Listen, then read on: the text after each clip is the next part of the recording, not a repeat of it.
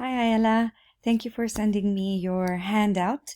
I was hoping that I'd also see an audio or video presentation, but maybe we'll see that in class. You can still send it to me if you'd like me to see it. As I was reading your handout, I was thinking, wow, I can hear Ayala's voice. I can hear the way you talk, the order in which you say things, the logic and everything. You have the fallacy clearly done, you have a great example, and you have a good way of explaining it.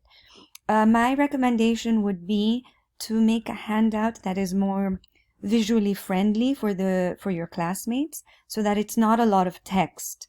Maybe just a couple of sentences, and if you can draw some kind of a picture or a couple of pictures, just so that it's more visually friendly. But clearly you understand the fallacy. And by the way, I wonder if you already knew the name of this fallacy because you did law. I know that no matter what, well, maybe it depends on what country you studied law in, but I feel like there's so much Latin in legal language that maybe you already knew this. I don't know.